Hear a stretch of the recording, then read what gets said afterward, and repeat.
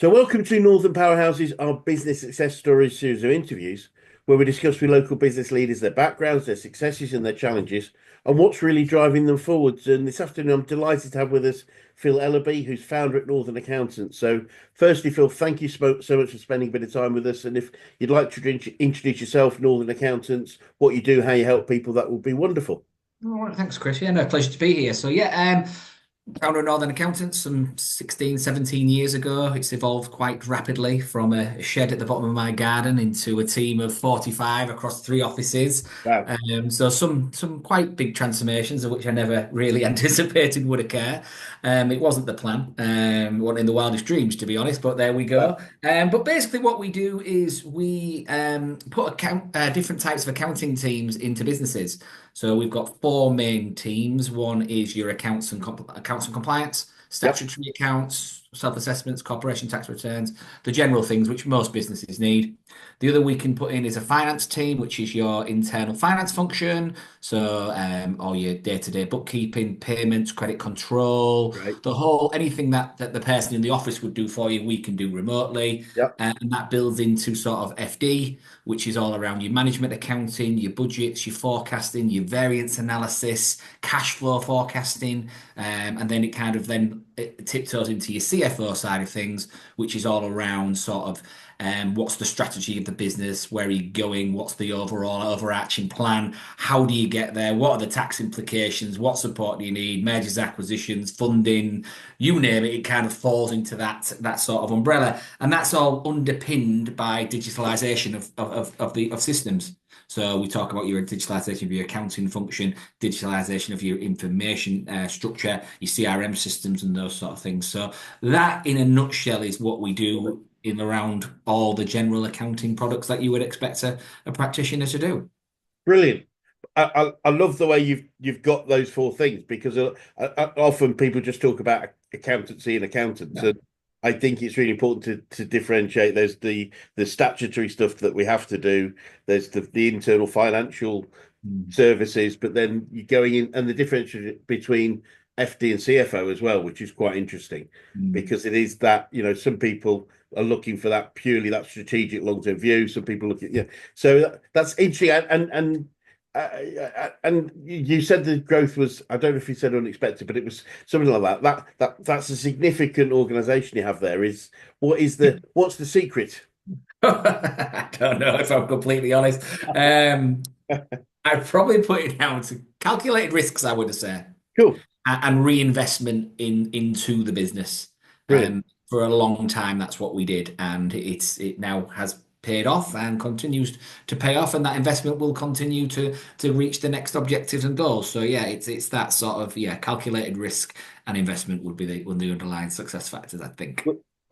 No, that's fascinating in itself. I know we've talked about you being not necessarily your standard or traditional accountant. Risk is not a word I often hear from many accountants I work with. It whether they're calculated or not, Phil. Yeah.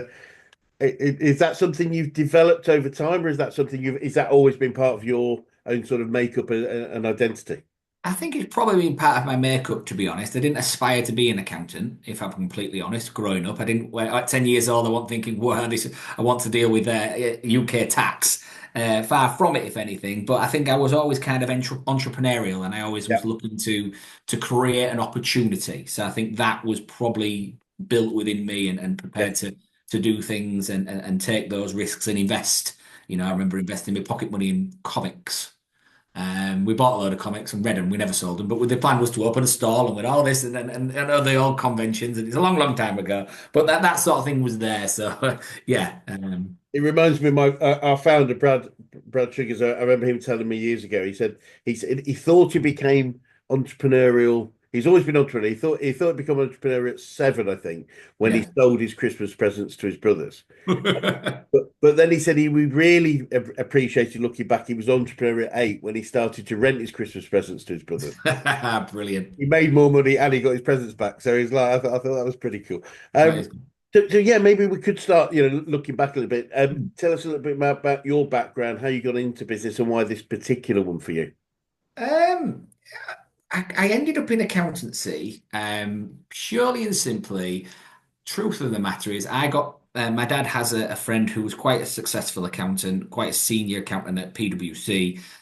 He had five daughters, no sons, so he kind of always kept a vested interest in where I was going and my education. And he came to see me one day to give me a bit of a careers pep talk because I don't think I had any sort of ideas what I wanted to do. My dad was a teacher, so he was very next steps sort of thing. And yeah, he picked me up in a Ferrari. And his opening words were, "If you become an accountant, you can have one of these." So I was like, "Well, I'll become an accountant then."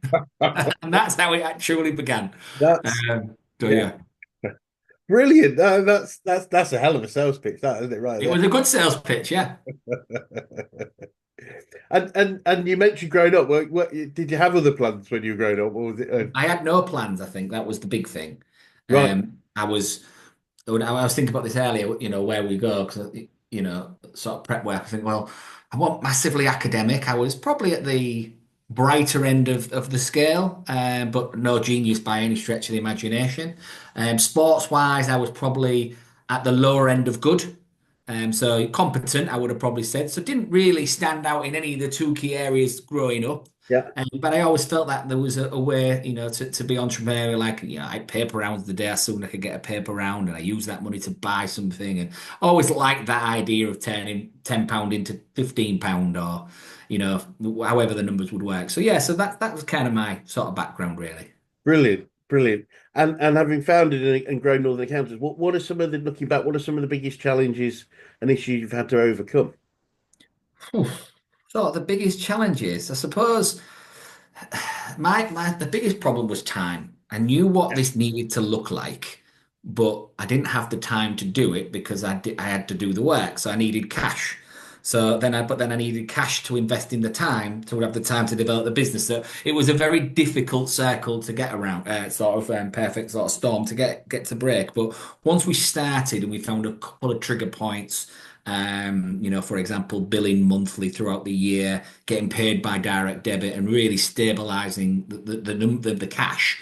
It Yeah. allowed us to invest in people, which then freed up the time, which time then went into the business, which then generated more cash, and it started to go like that, really. So yeah, time and cash were the two biggest challenges that I faced, and I suspect everybody faces, because everybody sets up in business. They don't not just to do because they love it. There's an aspiration for an element of freedom.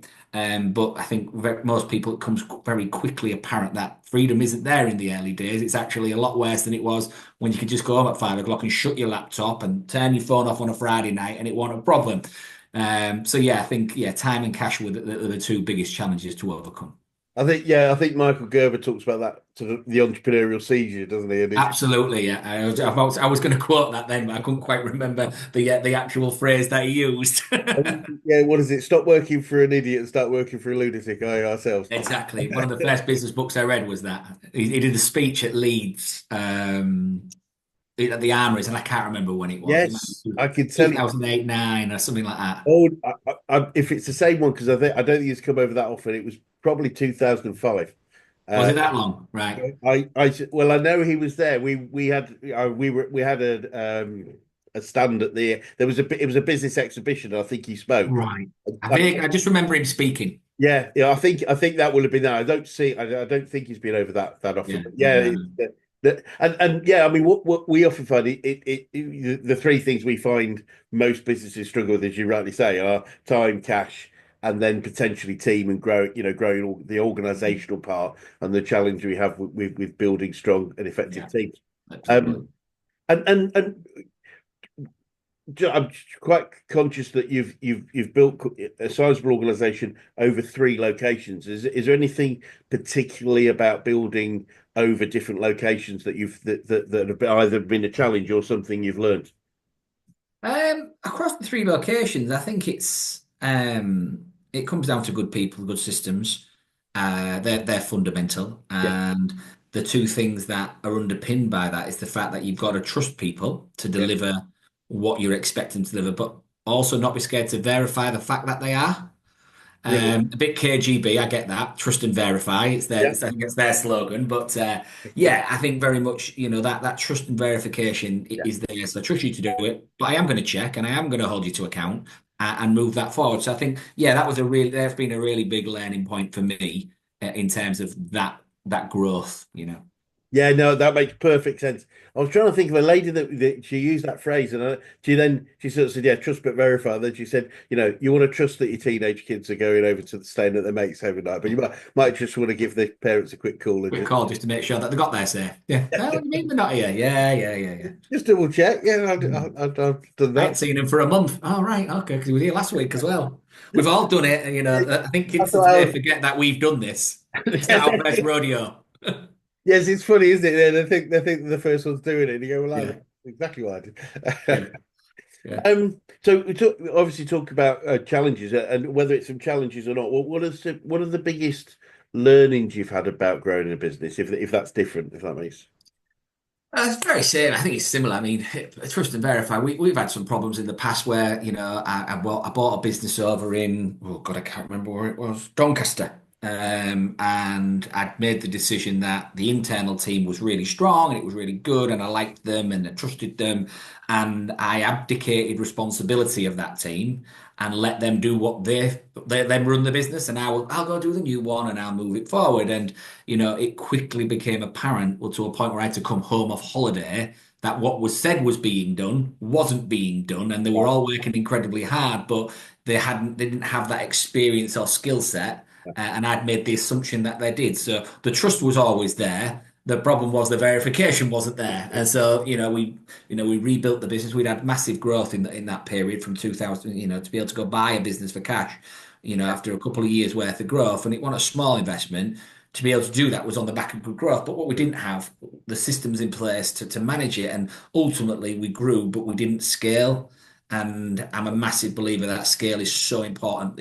For me, business growth is quite easy. If Yeah, you've got a product at the right price and people like you and you like people, you yeah, can grow a business, but can you scale a business? So, that was a real turning point. So I brought in an ops director, again, at a significant investment at the time in about 2018 yeah.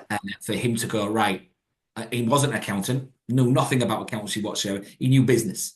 So we went through the business with a fine tooth comb and basically we might as well have just shut the doors and started again. But obviously you can't do that when you've got so we had to find out where the biggest pain problem was and build out across the sort of key areas from there.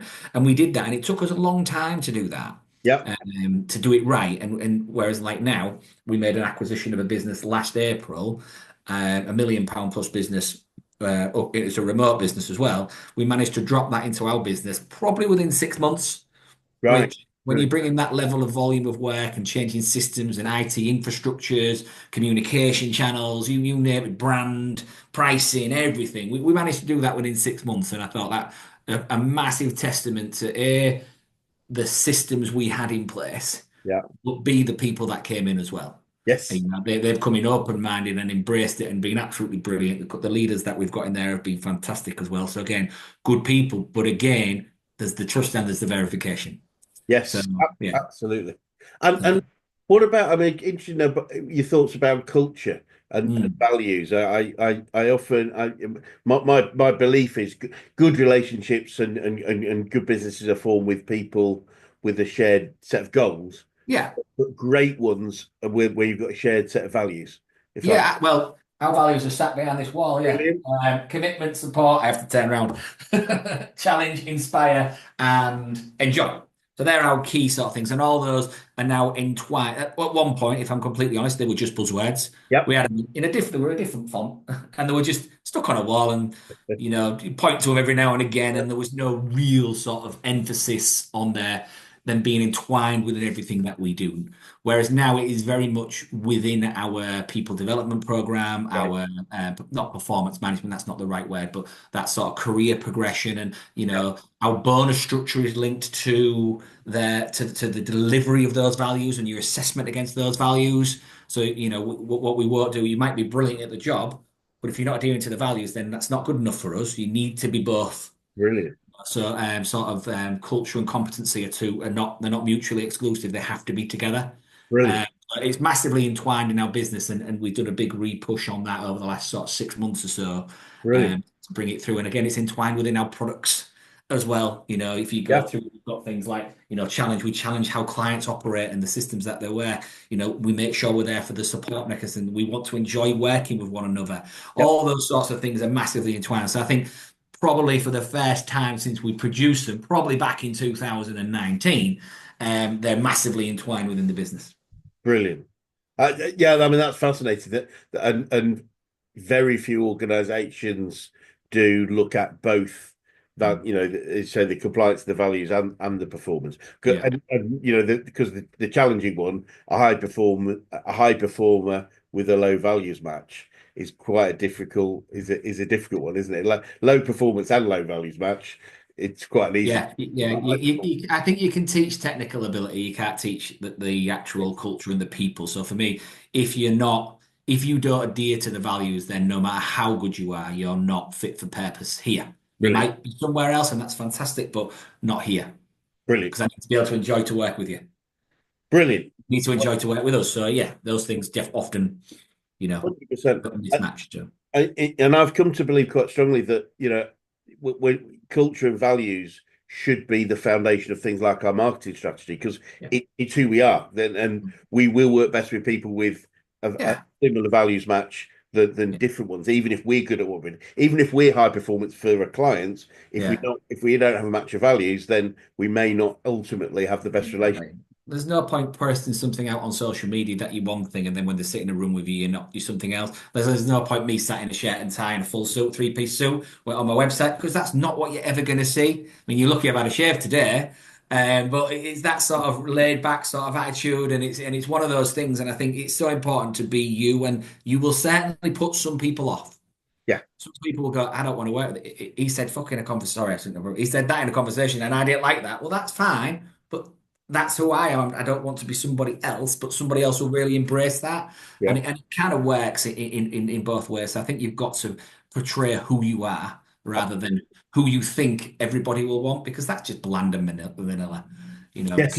people buy people, and people buy personality. Absolutely, and it is a significant and potentially significant point of differentiation, Yeah, and it does allow people to say, these are our values. This is what makes us different, rather than, yeah, there's only so many ways we can offer doing exactly. the service we do. And we're fully aware that we're not everybody's cup of tea. My wife tells me every day that I upset people and alienate people every day. Not namely her. But yeah, it's just one of those things. You need to Brilliant, enjoy who you're working with, and that's you have friend circles and you have people you don't like, and it's just the way it is. brilliant. Life. Absolutely, it is like 100%. And I think you were aware we were a coaching, a business coaching Hmm. organization. I'm keen to know who the best coaches you've worked with, whether that's business, sport, life in general. Who's had the biggest impact on you? Oh God. Um, I don't really think. Well, I've had obviously sport coaches, but like I said, I was probably at the lower side of good, so I don't think it really made great deal of difference. I've had some bad sports coaches, that is for sure, and I coach my kids' football team, and I try to manage them how I would like to have been managed and try to appreciate it. Probably a little bit. We've probably got a better understanding these days about personality profiles and all that sort of thing. So I Yes. tried to do that with them, but we never got it. But in terms of coaching, from a business point of view, never really had one.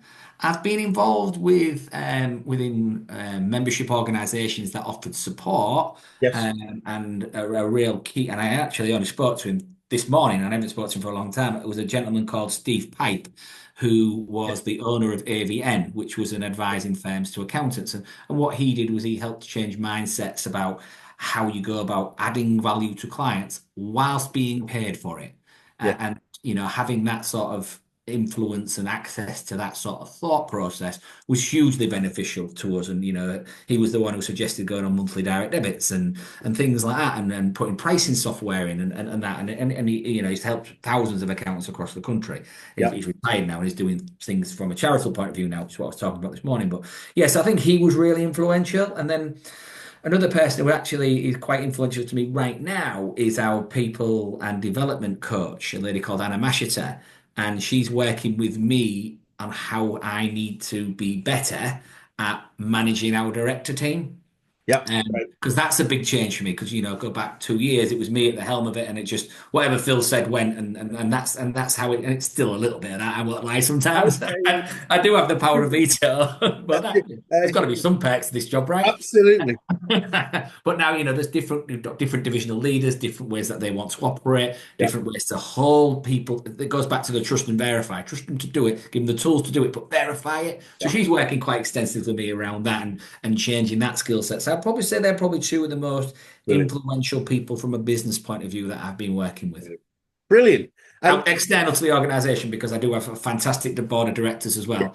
Just in case they watch this, I feel I have to say it. But yeah, no, we do have a really good director team. We've got Ben Muncaster, who heads up our operations, Ricky Field over in Hull with his accounting experience, Graham Morrison in corporate finance, Colin Dolby and Mark Alderson, who head up the local divisions there. They're great guys and they keep, they've got great insights and having that board around you, which I suppose is like a coach, is fundamental. Because I know in the early days it was so lonely.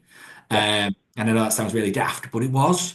No one to talk to, no one to speak to. When it was difficult, the only person you couldn't speak to any of your team because you didn't want them to be worried. You didn't want to talk. I didn't want to talk to my wife because like I didn't want her to worry. So it's like, well, where do you go? This massive perception that everybody's doing well, and oh yeah, and I remember standing up in BNI meetings going, oh yeah, it's all going great. It's like you're just lying here because it's really, really not. You had to check if you had enough petrol to get to and from to the meeting this morning. You're saying, "Oh yeah, it's brilliant," and with this and with that, it's like bloody hell, and you get that, and I think that's I think having a coach is fundamental because or having at least somebody to talk to yes, and sound things off. I'm part of mastermind groups with other accountants, and I use them, and they're fantastic guys as well. Far more intelligent than I am. They come up with all these brilliant ideas, and I just copy them and maybe implement them a bit quicker. I don't know, but there's some great guys in there as well, and I think they're phenomenal to be honest. So brilliant. No, I mean, just that fundamental, as you said, of being able to share some because it is really lonely out there. I mean, yeah, but also just somebody else with a different point of view to challenge us personally. I mean, I mean, I've been coaching businesses to grow for 20 years, but I still have my own coach. yeah, I still have my that we call them BMW moments, bitching, moaning, whining. you Um, need them. You need and, them. and we need somebody, as you say, we don't want to take it home. Team, Yeah, the team don't want to know, not so don't want to know, but it's a difficult situation. it's a difficult balance, especially Yeah. for when you're a smaller business and you don't have that Yes. internal. I can have a big rant at Ben about something that I'm not happy with, and he can do the same at me, and we can have those fallouts and those clashes, and then those conversations. Well, what do we do here? Brilliant. So having that support is fundamental, and if a coach is the right thing, then find a good one and stick with them. Is my Yeah. advice. Yeah, yeah, absolutely. And whether it's from your coaches or other people or your directors or anyone else around it, do you have any favorite quotes or sayings that you catch yourself using? Oh, I say this all the time. Version one is better than version none. Oh, like that one. Yes. So yeah, I pinched that off James Ashford. It was quite big in our industry. Brilliant. Yeah, version one is better than version none because you're never going to be perfect. So let's get it out there. Minimal viable product. Let's go. Let's put it out there. Tell people it's not perfect. Be honest. Our team's offering isn't perfect. It will tweak. It will evolve. Our CFO offering is evolving all the time. But let's get it out there. Otherwise, if you're waiting for perfection, it'll never get done because something will get in the way. So let's get it done. And move forward. Love it. Absolutely love it. It's one of the reasons we're called Action Coach, not sit around think about it. I might do it next week type coach. Yeah, let's just get it done. Something to nothing, and Yeah. 100% love it. And we already mentioned Michael Gerber and he's put the E Myth. But are there any? Have you got any favorite books or podcasts on business success or personal development that you could recommend? Um, to be fair, a lot of the stuff I read around it's probably around the accounting profession and people who are out there. So I read a lot of things about the Australian and New Zealand accounting profession, believe it or not, because they are so far advanced than the UK way of looking at dealing with things in Yes, terms of their approach. I mean, obviously, your zeros and people like that are all Australian, New Zealand based, and that's what it is. So they're so much further ahead. I get a lot of insight of what they're doing out there. right. But from a business point of view, I'm not a massive reader as such. It is a case of I kind of know this profession, I know the professional services. So it's about picking up the pockets of, like I said about the mastermind guys. They come up with an idea, I go, that's really good. I'll do this, this, and this, and I'll move with it. So that's mainly me. But yeah, I think finding around the leaders within the industry, your industry, it is probably the best place for me and Yeah. bringing and then bring the experts in. So there's no point me reading a million marketing books. Never going to do it. Got no interest in it. Get someone in who knows it. It's better value for money and move it forward. It's funny you said that. I remember one of my a prospect that was interested in working with me. He said, "Can I speak to one of your old clients?" So I introduced him to one of my clients, and he said, "He's and the ex client, Gary, told me afterwards. He said, 'Why would I get this guy on? Why would I get? I could read all the books and you know.'" Mm, And Gary said, "Well, he reads the books, so you don't have to," which I exactly. which I thought was quite good. Yeah, yeah. I Um, agree. I agree completely. Yeah, you can't know everything. So can't do stop it. trying. But That's you need to be across everything. That's non-negotiable. yeah, You know, so find the right people to lead it and to bang on, advise, to support you and move forward with what you're good at. bang on. Yeah. And Phil, what would you say you've learned about yourself throughout your journey so far? Hmm. Myself. Well, God, I suppose it's all about the failings have been the most valuable learning points rather than the successes. And you know, being resilient to those and adaptable, because we all come across them, despite what social media will show you. Not everybody's smashing it out the park, and you know, 99% of that's bullshit. Because if they were doing so well, why are they trying to sell it to you? You know, there's not that over sort of thing, and I cringe a little bit sometimes, and you know, but yeah, there's failings. So I think yeah being able to take a failing and understanding what impact it has, and then how you break it down and turn that into an opportunity, and that might be an opportunity just for improvement. I Yeah, think that's probably one of the biggest learning points, that flexibility and that sort of adaptability yes. in difficult times. Yeah, it reminds me again, brother. I found it. He told me a long time ago, and it's always stuck with me. Um, and he's a very, very successful guy. And he said he believed he was successful as he was because he'd made more mistakes than anybody else he knew, not despite it. Yeah. And it was literally that willingness to make mistakes, I think. Yeah. Well, Tried if you do to, the same thing, if you do the same thing over and over again, you'll get the same result. So you have to deviate to have some more success, but inevitably you will fail along the way. So yeah, I absolutely. think failing is good for me, apart from when it costs a load of money, but that happens. But if we, yeah, it's. I guess that those are the costly learnings. But if it helps us know what not to do next time, then I guess Yeah, it's invaluable. there is value. So, Yeah. I mean, obviously, you've grown this organisation. You three locations. Um, feels like you've got a lot of things going on there. What does the future look like for you guys, and what challenges do you think you might face, if any, Phil? Oh, there'll always be challenges, but I mean, one of the things I would love to become would be a top 100 fan. Brilliant, Yeah, brilliant, maybe that's just an ego thing. I don't know. But it's something for us to aim for. brilliant. In our game, we're probably in that little bit of a no man's land. So you've got up to 1 million, there's everybody, and then you've got people doing really, really well. And then Yes. between two and sort of what's probably between 1 million and probably 6 million, you've got it's just a bit of a void. And we're sat in that void at the minute. Then you've got the top 100 firms, then you've got the really, really, really big boys, you Yep. know, really successful. I'm not but deluded to think that we'll get into there, but I don't see any reason why we can't get into the top 100. Brilliant. Challenges. The challenge will be having the right people in place to do it. Yep. And whether I'm the right person to lead it or not, I don't know yet. Because that is a different skill set and a different approach. And maybe my personality is not the right, you know, I'm not everybody's cup of tea. So maybe I'm not the right person to lead it. I don't know. But I think, yeah, having the right people in place to take it forward will be the biggest challenge that we face. Like I say, winning work and looking after work with good systems and processes is the easy part. We're built to scale, but we're going to need great people. And there's a shortage in our profession Right. of people coming into it. There's a lot of people leaving the industry because it is a very difficult industry to work in. It's very stressful. It's very demanding, and people just say it's just not worth it. Right. So then, of course, everybody's driving the prices up, and rightly so. I don't think accountants are paid enough, if I'm completely honest. Yep. Notwithstanding all your sort of armed forces and your emergency services, they're definitely not paid enough. But from what the impact that we can do as a profession, I don't think most accountants earn enough money. Yep. And I think they're seeing that as well. And it's like, you know, we've got to push that through. So I do think people will be the challenge that will prevent us. It won't prevent us. It will be the thing that we have to overcome to get there. But we're comfortable. We're confident we can do it. So yeah, top 100 firm is the future. Brilliant. I would. Well, obviously we only just met, but I can tell you this isn't it. I don't believe this is an ego thing. Yeah.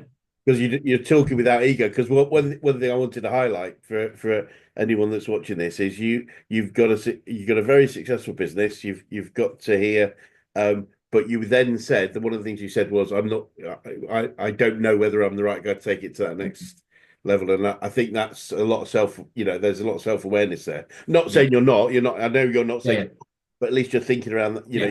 you're having that, because there's a great I've been lucky enough in my life to train with a guy called Marshall Goldsmith twice now, and he's renowned for being the top executive coach in the world. So he's coached the presidents of Ford Motor Company, Pfizer's Pharmaceuticals, the world president of the World Bank, Dr. Kim. And Mm, and and he one of the books he wrote, which has been, but and it's there's so much more in it than this, but the title says a lot, which is what got us here won't get us there.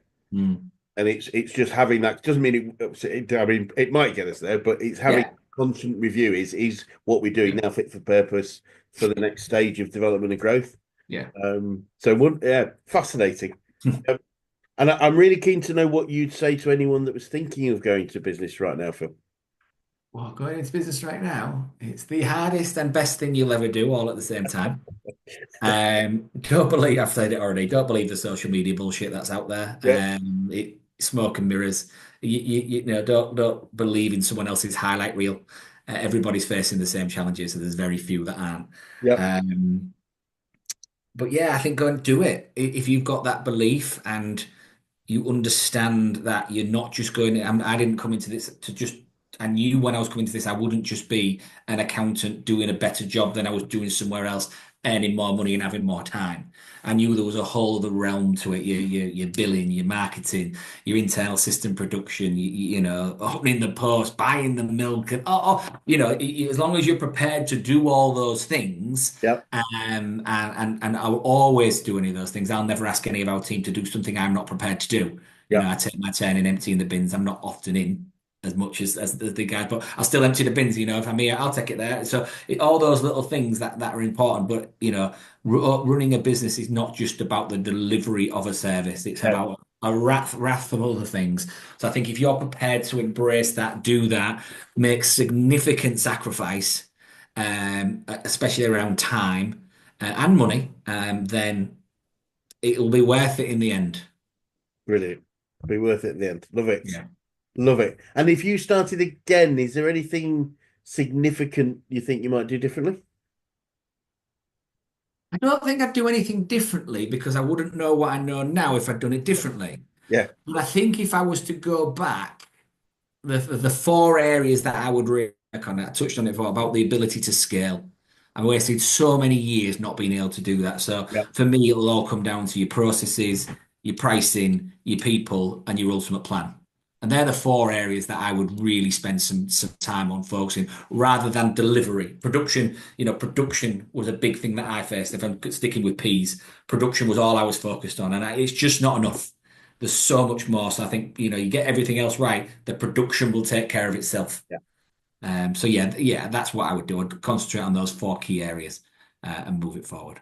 Yeah, yeah. I mean, I think many people think it's just about being good at what we do, and I often say to people, most businesses are started by people that are good at what they do. They're Yeah, not necessarily at that point good at running a business or what they do because they're two no. totally different I things. see so many brilliant people struggle with running a business, Yeah, but their ego won't then allow them to relinquish the control. yeah, And it's like this could be so much bigger yeah, and better and more fulfilling for you if yeah. you didn't have to believe that you had to be the head of everything. And I think that is a key learning point. It don't have to be you that does it.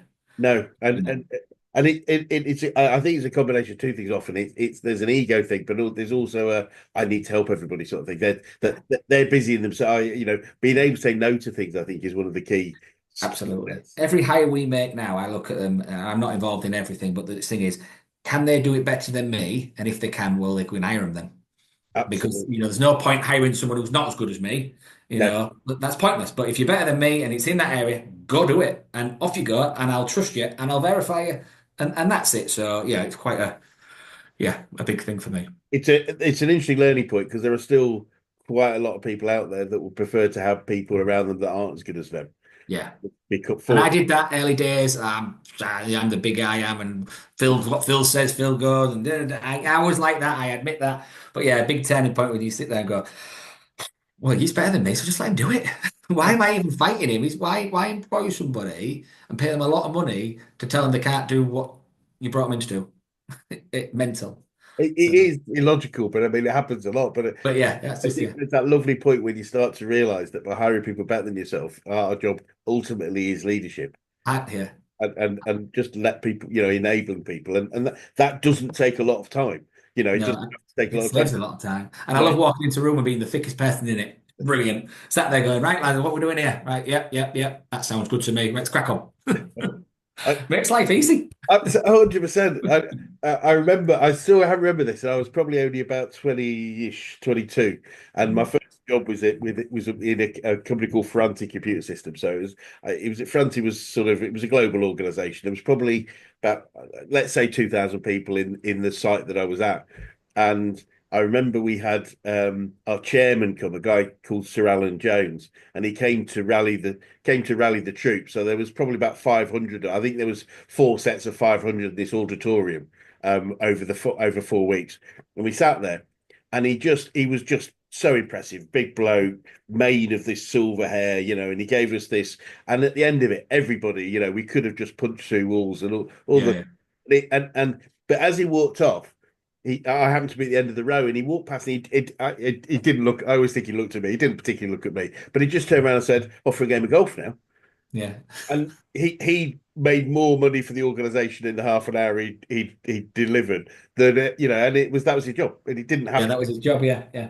Brilliant leadership. So I Mm. remember that stuck with me. Um, and final question for you: what would be the best advice you could give an 18-year-old you if you could go back in time and do that, Phil? 18-year-old me. Oof. I don't think 18-year-old me would have listened because I would have known best. I just think that whatever you go into, it's going to be hard. 90% everything will almost break you, but it won't. As long as you keep going and apply yourself to your best of your ability, then you'll be absolutely fine. So I would have thought any hardship and troubles that you face, there's light at the end of the tunnel, there's always a solution. So don't worry about it and just move forward. Brilliant. Very sound advice for anybody. Phil, it's been really insightful and fascinating talking to you, and very enjoyable, I have to say too. And so, thank you so much for No, it's been a pleasure. Thank spending a bit you. of time with us. For anyone that'd like to get in touch with you or Northern Accountants, what's the best way to do that? You can connect with me on LinkedIn, which is Phil Ellerby, or on our website, which is www.northernaccountants.co.uk. Brilliant. One last question: Mhm. when the business hits top 100, how are you going Yeah. to celebrate? How am I going to celebrate? I'm going to sell it.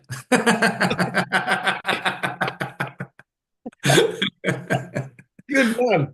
Yeah. Fantastic. I won't ask. Well, I won't ask that, but brilliant. Well, Phil, thank you so much. It'd be great to swing by another 6, 12 months, or when we hit Anytime. 100. But for now, Anytime. thank you so much. Brilliant. Thank you. Thanks.